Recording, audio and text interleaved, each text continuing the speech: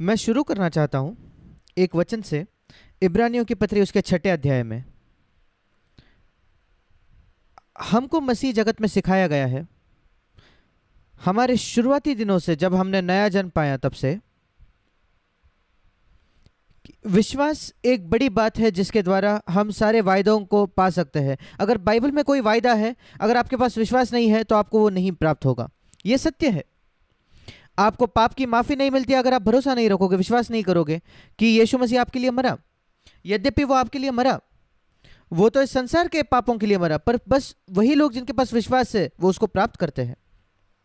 पर मसीह होने के नाते हमें यह देखना जरूरी है कि सिर्फ विश्वास नहीं है। आइए हम निकालेंगे इब्रानियों 6:12।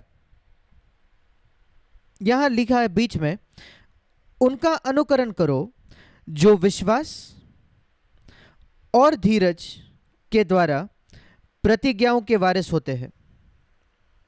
और उसके आगे वो कहता है 13 वचन में, अब्राहम के विषय में वो बताता है। और अब्राहम को विश्वास का पिता कहा जाता है, पर उसको 25 साल इंतजार करना पड़ा। जब परमेश्वर ने उसको वायदा दिया था कि तेरे द्वारा इस संसार के आशीष पाएंगे, 25 साल तक उसको बेटा नहीं हुआ। और उसी पृष्ठभूमि में वो कहता है, ऐसा ही नहीं कि वो सिर्फ विश्वास का पिता है, वो धीरज का भी पिता है। और कई बार हम अलग अलग परिस्थितियों में कहते हैं मेरे पास विश्वास है उसके लिए। हाँ ठीक है, अच्छी बात है। और क्या आप वायदे के वारिस बनना चाहते हो, फिर आपके पास धीरज भी होना चाहिए। वो उन 2 वायर्स के जैसा है इलेक्ट्रिसिटी के, जो स्पर्श करते हैं जब आप बटन ऑन करते हो और लाइट जल जाती है। उस स्विच के अंदर, उस बटन के पीछे वो वायर्स बहुत पास है, बहुत नजदीक होते हैं, पर लाइट नहीं जलती क्योंकि वो नहीं स्पर्श करते, नहीं छूते। और इसलिए धीरज और विश्वास, और फिर आप उस प्रतिज्ञा के वारिस बन सकते हो। और ये सिर्फ अब्राहम की घटना में नहीं हुआ, ये पूरे बाइबल में हम इसको पाते हैं। हम जब नूह के विषय में सोचते हैं, जैसे हमने नूह के विषय में सुना कि वो जहाज में था, कितना बड़ा प्रलोभन उसको रहा होगा। सिर्फ प्रभु पर भरोसा ना रखे उतना ही नहीं, बल्कि बेसब्र वो हो जाए क्योंकि मैं इतना विश्वास योग्य रहा हूं, ऐसा नूह को लगे। अब तो बारिश हो गई, अब तो सब लोग मर गए, संसार में कोई भी बचा नहीं है, क्यों हमें इस जहाज में रुकना पड़ रहा है। और याद रखिए, वो परिवार वो नया जन्म नहीं पाए थे, उन्होंने पवित्र आत्मा को नहीं पाया था, उनके पास पवित्र आत्मा नहीं था। क्या आप कल्पना कर सकते हो? वो अच्छे लोग थे, पर एक परिवार, माता पिता और 3 बेटियों के लिए, 3 लड़कियों के लिए, वो वहां एक सास थी, एक साथ पास पास नजदीक में उनको जीना पड़ा 1 वर्ष के लिए। कल्पना करके देखिए, वहां इतने प्राणी थे, हर एक व्यक्ति को कड़ी मेहनत करके वो प्राणियों को खिलाना पड़ता है, उनकी देखभाल करनी पड़ती है। और वहां बहुत बड़ा एक प्रलोभन उनको हुआ रहेगा कि वो धीरज ना रखे, बेसब्र हो जाए, एक दूसरे के साथ चिड़चिड़ करे, इरिटेट हो जाए। पर परमेश्वर ने उसकी अनुमति दी। परमेश्वर अनुमति देता है अलग अलग परिस्थितियों को हमारे जीवन में कि वो हमें धीरज सिखाए। और सारे परमेश्वर के जन ऐसे ही थे। यूसुफ के विषय में सोचिए, परमेश्वर ने उसको एक सपना दिया जब वो 17 वर्ष का था। तेरे भाई वो तेरे सामने झुकेंगे, तेरे माता पिता भी।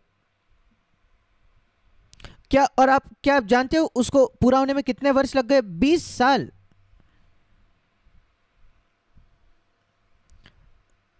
उसको वो सपना तब आया जब वो 17 वर्ष का था, और वो इजिप्ट में सरदार या राजा तब बना जब वो 30 वर्ष का था। और उसके बाद 7 वर्ष भरपूरी के थे, और 37 वर्ष की आयु में उसके माता पिता और भाई उसके सामने आते हैं। और वो सपना जो उसने 20 वर्ष पहले देखा था वो पूरा होता है। और वो 20 साल आसान नहीं थे, वो कई वर्ष उसमें से उसने बंदीगृह में कटे। जब वो जेल में था, गलतफहमी की वजह से शिकार था, और वो सोच रहा होगा आगे क्या होगा। वो फिरौन के पिलौनहारे को मदद करता है, उसके सपने का अर्थ बताता है, और वो पिलौनहारा उसको कहता है कि मैं तेरी सहायता करूंगा, पर वो भूल जाता है। और सही समय पर वो पिलौनहारे को वो याद आता है।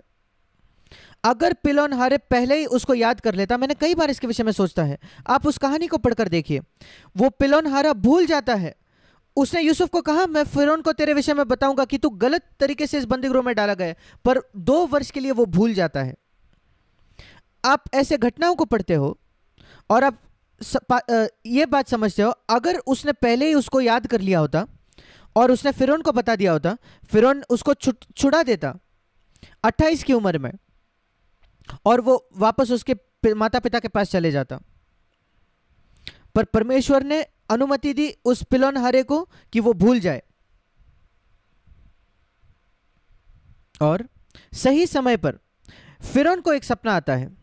फिर प्रभु उसको याद दिलाता है, उस पिलोन हारे को। क्या आप जानते हो परमेश्वर लोगों को याद दिला सकता है, और लोग ये भी, परमेश्वर ये भी कर सकता है कि लोग भूल जाए। और यदि उस बीच में वो यूसुफ में काम कर रहा है, मुझ पर भरोसा रख, मुझ पर भरोसा रख, मैंने तुझे एक सपना दिया है, वो जरूर पूरा होगा। ये अद्भुत है जब आपके पास परमेश्वर के साथ ऐसा रिश्ता होता है कि वो कुछ आपको बताता है, कुछ कहता है, और आप सोचते हो कि कुछ नहीं हो रहा, पर आप धीरज रखते हो, इंतजार करते हो, और जो लोग आपको कहते हैं कि वो आपकी सहायता करेंगे, वो भूल जाते हैं। क्या आपने ऐसा अनुभव किया है कि लोग कहते हैं वो आपकी सहायता करेंगे और वे भूल जाते हैं? पर ऐसे परिस्थितियों में भी हम धन्यवाद देना सीखते हैं, धीरज रखें, और आखिरकार सही समय पर वो पिलोन हारा उसको याद आता है। और दाऊद के साथ भी ऐसा ही हुआ। परमेश्वर ने उसको अभिषेक किया शमूएल के द्वारा। जब उसकी उम्र तो नहीं लिखी गई है, पर शायद मैं समझता हूं कि वो 19 या 20 साल का होगा तब। और पूरे इस्राएल के सामने वो इस बात को सिद्ध कर देता है कि परमेश्वर ने उसको अभिषेक किया है गुलियत को मारकर, और इस्राएल के सारे लोग उसकी स्तुति करने लगते हैं, शौल से भी ज्यादा। पर वो राजा नहीं बन पाया, उसने अपने लिए वो छीना नहीं। जब वो एक गुफा से दूसरे गुफे में जा रहा था और शौल एक बार वहीं आया था, वो उसको मार पा सकता था, पर उसने नहीं किया। वो कहा कि मैं नहीं छीनूंगा। ये एक बड़ा पाठ है। ऐसे समयों में जब हमको रुकना पड़ता है, इंतजार करना पड़ता है कि परमेश्वर के सिद्धांतों के खिलाफ जाकर हम कोई अपने लिए ना छीने, परमेश्वर हमें देने से पहले हम उस पर भरोसा रखते हैं। और मैं देखता हूं दाऊद के जीवन में ये, कि उसने शौल की हत्या नहीं की। वो कहता है कि अगर प्रभु की इच्छा है तो वो मुझे देगा, और जरूर परमेश्वर ने शौल के साथ सही व्यवहार किया सही समय पर। जब दाऊद 30 वर्ष का था, वो पूरा समय 20 से 30 साल तक यूसुफ के तरह दाऊद को भी तैयार होना पड़ा, उसको अपने जीवन के लिए भागना पड़ा। वो कई बार मारा गया, और ये बहुत दिलचस्प वचन है, हम पढ़ सकते हैं पहले शमूएल के अंतिम अध्यायों में, कैसे उसको एक गुफा से दूसरे गुफा में जाना पड़ा, भटकना पड़ा। परमेश्वर उसको क्या सिखा रहा था? धीरज रख, धीरज रख, इन सारे परीक्षाओं से जा, ये कठिन समय होने वाला है, पर एक दिन मैं अपनी प्रतिज्ञा को पूरा करूंगा। अगर दाऊद वैसा ही बना रहता, टिका रहता, तो वो दुखद अध्याय उसके जीवन में नहीं आता जब वो पाप में गिरा। और यही खतरा है हमारा भी, हमारे लिए भी। जिन दिनों में हम भाग रहे हैं एक गुफा से दूसरे गुफा में, या हम जब जेल में हैं, तब परमेश्वर पर भरोसा रखना आसान है, रुकना आसान होता है, क्योंकि संघर्ष में हम नहीं जानते कि और हम कहां मुड़े। खतरा तब होता है जब हम सफल हो जाते हैं और सब कुछ अच्छा चलता है, उस समय हम खतरे में हैं। तब नहीं जब हम इस महामारी के समय में हैं, जब हम नहीं जानते कि आप कब बीमार हो गए, आप नहीं जानते कल क्या होगा, तब हम खतरे में नहीं है। खतरा तब है जब चीजें आरामदायक हो जाती है, तब हमारा मसीह जीवन खतरे में है। क्योंकि हम पढ़ते हैं, मैं आपको यह पढ़ के दिखाना चाहता हूं, 2 शमूएल उसका 11 अध्याय। उस समय राजा लोग युद्ध करने को निकला करते थे। उस समय अर्थात वर्ष के आरंभ में दाऊद ने वो लड़ाई को नहीं गया, सारे राजा लड़ाई के लिए गए। उन दिनों राजा होते थे जो अपनी सेना की अगुवाई करते थे, और दाऊद कई सालों तक यह करता था। पर अब मैं नहीं जानता वो कितने वर्ष का अब था, शायद वो 10 या 15 साल तक राजा रह चुका होगा अब तक, और वो लड़ाई करने नहीं जाता दूसरे राजाओं के समान। और वो कहता है मैं मुझे आराम करने दो, अब मैं योआब और बाकी सेनाओं को भेजता हूं, उनको जाकर लड़ने दो। और वो वहां रुककर क्या कर रहा है, यरूशलेम में रुककर वो क्या कर रहा है? क्या वो परमेश्वर के लिए प्रार्थना और उपवास कर रहा है उसकी सेना के लिए जो वहां लड़ रही है? नहीं, वो सो रहा है। जब परमेश्वर के लोग शत्रु के खिलाफ लड़ रहे हैं, यहां उनका अगुआ है सो रहा है और वो उठता है। आपको क्या करना चाहिए जब आप उठते हो? पहली बात, प्रार्थना करें। सुबह दोपहर शाम कभी भी अगर आप बिस्तर से उठते हो, आप सोए हुए थे और आप उठते हो, पहली बात आपको करना है प्रार्थना करना है। यद्यपि वो 1 मिनट हो, परमेश्वर पर ध्यान लगाए। जब आप बिस्तर से उतरे, दाऊद के जीवन से इस पार्ट्स को सीखे। वो बस अपने बिस्तर से नीचे उतरा और छत पर चलने लगा। और दूसरी बात क्या होती है? वो पाप में गिरता है। वो पहले काफी बेहतर परिस्थिति में था जब वो एक गुफा से दूसरी गुफा में भाग रहा था। परमेश्वर हमारे अंदर काम करता है कि वो हमें सिखाए कि हम धीरज रखें। और जैसे हमने सुना, एक दिन पहले पत्रस में, दूसरा पत्रस उसके 3 अध्याय में, प्रभु के लिए एक दिन 1000 वर्षों के समान है। और फिर 1 साल प्रभु के लिए कितना है? अगर 1000 वर्ष प्रभु के लिए एक दिन के जैसे है, तो फिर 1 वर्ष तो प्रभु के लिए बहुत कम है, शायद 1.5 मिनट।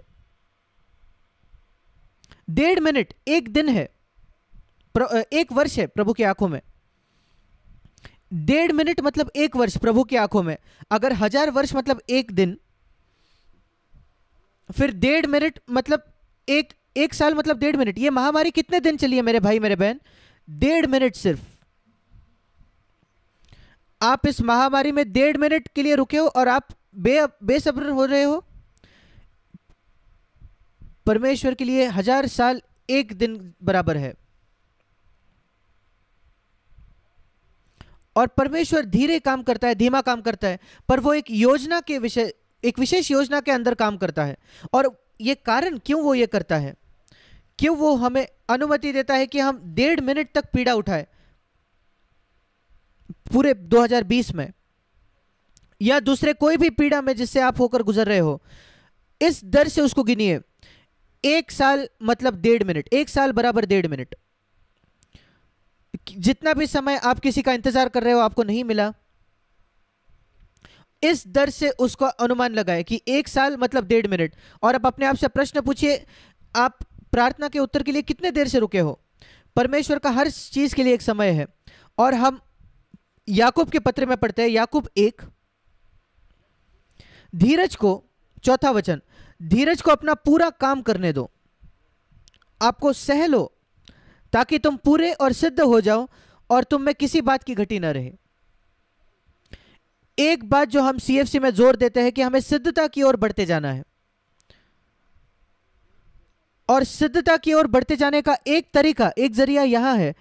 यहां सिद्धता के विषय में लिखा गया है जो बहुत सर्वश्रेष्ठ है, याकूब 1:4, पूरे, सिद्ध और किसी भी बात की घटी या कमी न रह जाना।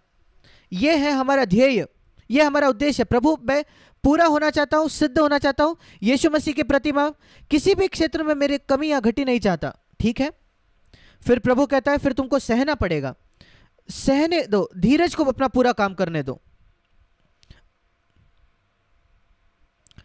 जब आप अलग अलग, याकूब 1:2, जब आप नाना प्रकार की परीक्षाओं में पढ़ो, जैसे यूसुफ 13 वर्ष तक था और दाऊद 10 वर्ष के लिए, और मूसा के जैसे जो 40 साल उस जंगल में था, ये बात याद रखिए, उन दिनों में वो आपके विश्वास की परीक्षा है और धीरज की भी, क्योंकि तभी वो सिद्ध काम आपके जीवन में पूरा होगा। विश्वास इकलौता, धीरज के अलावा वो जो चाहे वो परिणाम नहीं आता। आज कई लोग कहते हैं मेरे पास विश्वास था कि मैं चंगाई पाऊं, मेरे पास विश्वास था कि जब मैं आर्थिक परिस्थिति में था तो प्रभु मुझे जरूरतों को पूरा करेगा। भाई और बहनों, इन गवाहियों से मूर्ख ना बने। परमेश्वर चाहता है कि हम उस पर भरोसा रखें, कि हम सिद्ध हो जाए, पूरे हो जाए और किसी बात की घटी ना रखें। वो हमारे विश्वास का उद्देश्य है। ये नहीं कि मैंने प्रभु को विश्वास रखा और मैंने चंगाई पाई, मैंने प्रभु को आर्थिक परिस्थिति में उस पर भरोसा रखा, उसने मेरी ज़रूरत पूरी की, मैंने बच्चे के एडमिशन के लिए मैंने भरोसा रखा और उसने पूरा कर लिया, और मैंने प्रभु पर भरोसा किया कि मुझे एक पत्नी मिला और मुझे पत्नी मिल गई। ये अच्छी बात है, पर अंतिम परिणाम विश्वास का ये है, उद्देश्य ये है कि हम पूरे और सिद्ध हो जाए यीशु के जैसे, किसी भी बात की घटी ना रहे। और उसके लिए विश्वास इकलौता पर्याप्त नहीं है, उसके लिए विश्वास और धीरज चाहिए। और यही पाठ हम सीखते हैं नूह से, अब्राहम से और बाकी सारे उदाहरणों से जो हम बाइबल में देखते हैं। और इसलिए प्रभु हमें अलग अलग परीक्षाओं से जाने देता है और कठिनाइयों से हमारे जीवन में। हम याकूब में यह भी पढ़ते हैं अय्यूब का धीरज, याकूब 5 में, याकूब 5:11 वचन, याकूब 5:11, देखो हम धीरज धरने वालों को धन्य कहते हैं। सिर्फ जो विश्वास रखते वो नहीं, पर वो सचमुच आशीषित है जिन्होंने धीरज रखा है और सहन किया है। हर एक ईश्वरीय जन जिसके विषय में आपने कभी भी सुना हो मसीह इतिहास में, जो दूसरों के लिए एक आशीष का कारण रहा हो, वो हर बार शायद आपको बताएंगे नहीं कि उन्होंने अपने जीवन में क्या क्या, किस बात से वो गुजरे। मैं नहीं समझता दाऊद और यूसुफ जाकर कहते थे लोगों को कि उन्होंने क्या सहन किया, या पौलुस ने उसके जीवन में क्या सहन किया। पर हर एक ईश्वरीय जन इस इतिहास में, मेरा विश्वास है, अगर परमेश्वर उनके जीवन द्वारा कुछ पूरा कर पाया है तो वो इस वजह से क्योंकि परमेश्वर उनको कई गहरे परीक्षाओं से होकर गुजरे, जहां उन्होंने सहन किया, धीरज रखा, सिर्फ विश्वास नहीं था। हम उनको धन्य मानते हैं परमेश्वर के द्वारा जिन्होंने धीरज रखा, याकूब 5:11। और वो अय्यूब का उदाहरण देता है जो पुरानी वाचा के अंदर भी नहीं था, वो पुरानी वाचा स्थापित होने के पहले जिया, 500 साल पहले मूसा के, और उसने धीरज रखा, उसने सहन किया, अंत तक उसने सहन किया। उसके पास वो अनुग्रह नहीं है जो हमारे पास है, ताकि हमें शिकायत नहीं करना पड़ता, उसको शिकायत करनी पड़ी। मैं अय्यूब के साथ अपनी तुलना नहीं करता, क्योंकि वो यीशु के विषय में नहीं जाता, उसके पास पवित्र आत्मा नहीं था। मैं अय्यूब की पुस्तक पढ़ता हूं और मैं कहता हूं मैं कभी भी ऐसे शिकायत नहीं करूंगा, क्यों परमेश्वर मेरे साथ ऐसा बर्ताव कर रहा है, क्यों वो वैसा बर्ताव कर रहा है। ये उन लोगों का चिन्ह है जो या तो नया जन्म पाए ही नहीं है, या जो अभी भी पुरानी वाचा के अंदर है, अधीन है। एक नई वाचा के व्यक्ति कभी भी शिकायत नहीं करेगा, उसके बच्चे भी मार डाले जाते हैं, उसकी संपत्ति चली जाती है, उसके शरीर में फोड़े आ जाते हैं, वो नकारा जाता है, तिरस्कृत है। वो कहता है ये मेरी पढ़ाई का भाग है, मुझे सहन करना है, क्योंकि परमेश्वर मेरे अंदर एक सिद्ध काम कर रहा है। वो मुझे लोगों के सामने आकर्षक नहीं बना रहा, वो मुझे यीशु मसीह के जैसे बना रहा है मेरे चरित्र में। और अय्यूब ने, परमेश्वर ने उसके साथ जो किया उसका क्या अंत था। परमेश्वर अत्यंत करुणामय है और दयावान है। और याद रखिए, अगर आप कोई परीक्षा से जा रहे हो, ये याद रखे कि अय्यूब ने आपसे ज्यादा सहा, और वो कहता है कि उससे सीखे कैसे परमेश्वर ने उसको आशीष दी। परमेश्वर अत्यंत करुणामय है और उसको दुगना आशीष दी उसके अंत में, शुरुआत से भी ज्यादा। और आत्मिक रीति से ये किसी भी व्यक्ति के साथ होगा जो आज किसी परीक्षा से गुजर रहा है, और अपने परीक्षाओं को इस दर से गिने कि 1 साल मतलब 1.5 मिनट। पौलुस भी यही कहता है, वो कहता है 2 कुरिन्थियों उसका 4 अध्याय, वो कहता है हमारा पल भर का हल्का क्लेश। आप जानते हैं कि उसने क्या क्या सहन किया। उसको पत्थर फेंक कर मारा गया, कितने बार जेल में डाला गया, कितने बार उसको मारा गया, पीटा गया, उसके पीठ पर कोड़े दिए गए। पर वो सारों को जानते हो क्या कहता है, 2 कुरिन्थी 4:17, हमारा पल भर का हल्का सा क्लेश। और वो कितने देर तक था, पल भर का था। वो 1 साल को शायद 1.5 मिनट गिनता होगा। 10 साल, क्या आपने 10 साल तक कुछ सहा है पौलुस? नहीं, 15 मिनट बस। मैंने प्रभु के लिए इतना क्लेश उठाया 15 मिनट के लिए। वो असली में तो 10 वर्ष था, 10 साल था। आपने कितना सहन किया है मेरे भाई मेरे बहन? आपको लगता है लोगों ने आपके साथ दुर्व्यवहार किया है, आपको जो चाहते थे वो आपको नहीं मिला, आप बहुत तीव्र इच्छा रखते थे किसी बात के लिए, परमेश्वर के पास से आपको नहीं मिला। कितना आपने इंतजार किया है, कितने मिनट? 1.5 मिनट, 1 साल। ये हल्का सा क्लेश वो हमारे अंदर ये उत्पन्न कर रहा है। 2 कुरिन्थियों 4:17, बहुत बेहतर जो यूसुफ को मिला उससे भी बेहतर। इजिप्ट का शासक मैं उसमें दिलचस्पी भी नहीं रखता, इसराइल का राजा दाऊद नहीं, ये मेरे अंदर कुछ बड़ा उत्पन्न करने वाला है। एक मिस्र में शासक होने से, एक इसराइल का राजा होने से भी बेहतर वो मुझे यीशु मसीह जैसे बनाएगा मेरे चरित्र में, और उससे तुलना कोई हो ही नहीं हो सकती। और लिखा है कि ये पल भर का क्लेश, हल्का सा क्लेश जो थोड़े ही समय के लिए, वो मेरे अंदर अनंत महिमा उत्पन्न करेगा। मैं तुलना नहीं कर सकता ऐसी महिमा। इसलिए हमें सहना है, धीरज रखना है। और कुछ बातें मैं जोड़ना चाहता हूं जो हमने सुना उसमें, जो रोनाल्डो ने अभी बांटा कोड के विषय में। जो कोड़ी होते थे वो छावनी के बाहर होते थे, लोगों से नाकारे जाते थे, तिरस्कृत थे, लोग उनको स्वीकार नहीं करते थे, अस्वीकृत थे। क्या आप जानते हो इब्रानियों 13 में क्या लिखा है कि यीशु मसीह उस छावनी के बाहर जाकर उसने पीड़ा सही। हम जानते हैं कि यीशु मसीह लोगों का सेवक बना, उसने लोगों के पैर धोए। हम जानते हैं कि उसको एक अपराधी के जैसे माना गया क्योंकि सिर्फ अपराधियों को क्रूस पे टंगाया जाता था। पर क्या आप जानते हो कि यीशु मसीह के साथ एक कोड़ी जैसा व्यवहार किया गया? क्या आपने ये देखा है? उसको उस छावनी के बाहर डाल दिया गया। इब्रानियों 13:11-12। और आइए हम भी इब्रानियों 13:13 हम भी ये चाहत रखें कि लोग हमें कोड़ी व्यवहार करे, इस बाकी का समाज हमें कोड़ी समझे और हमें छावनी के बाहर डाल दे।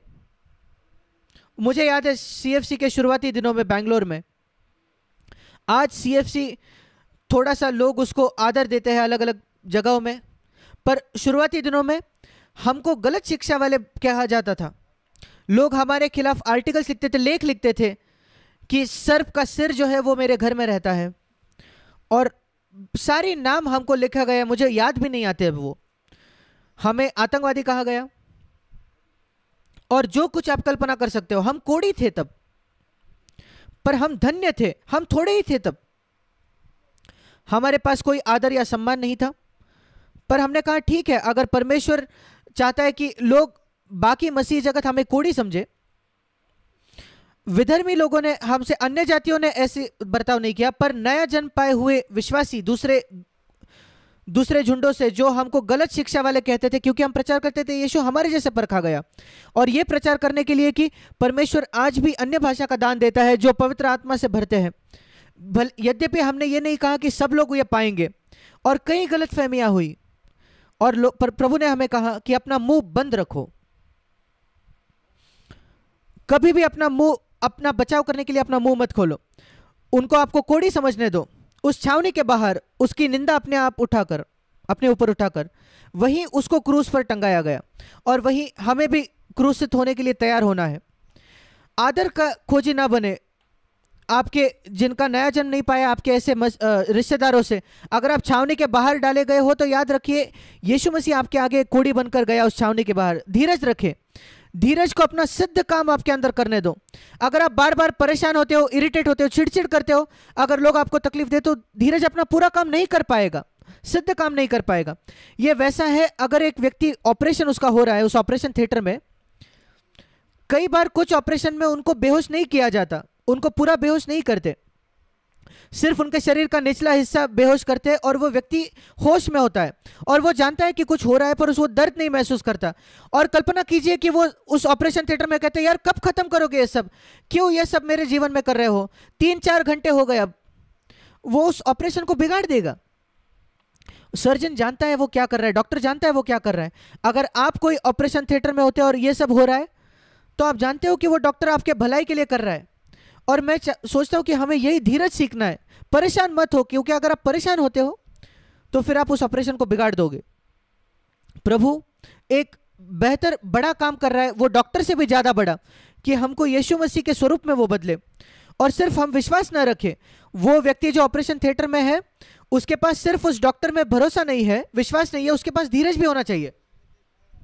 इस ऑपरेशन को शायद 9 घंटे लगे, ठीक है, शांति से वहां पड़े रहो, मुंह मत खोलो, यहां वहां मत हिलो। आप ऑपरेशन थिएटर में शांत पड़ते, फिर अगर आपको 1.5 मिनट के लिए धीरज रखना पड़ा तब क्या? या सोचिए 4 मिनट तक या 4.5 मिनट तक,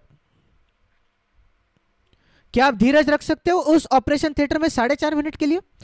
3 साल? धीरज को अपना सिद्ध काम, पूरा काम करने दो।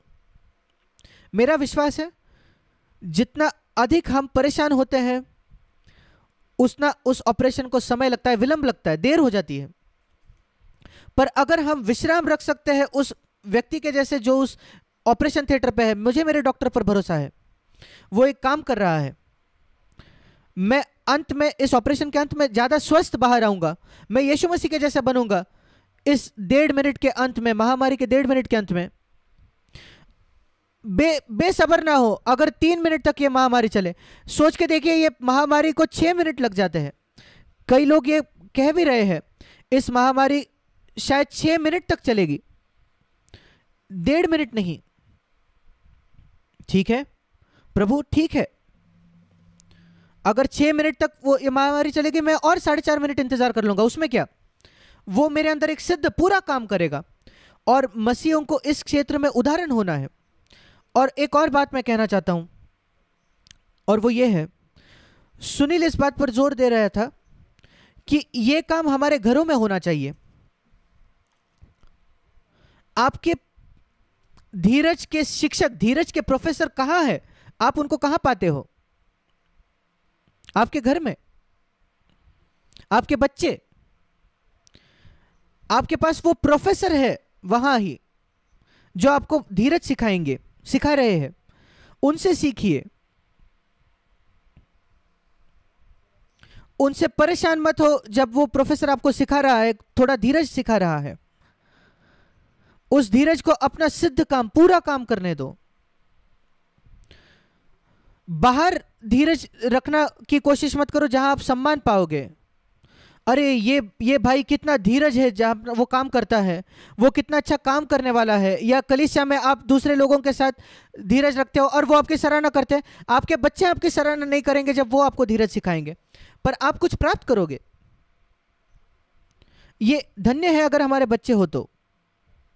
और वो असिद्ध है, और वो असिद्ध बच्चे आपको, अपने माता पिता को धीरज सिखा सकते हैं।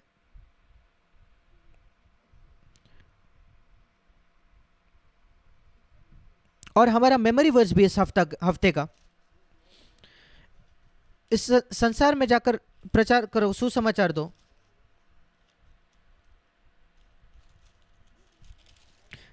मत्ती 28 में जाकर सर्व जातियों के लोगों को चेला बनाओ और उन्हें सब बातें जो मैंने तुम्हें आज्ञा दी है मानना सिखाओ।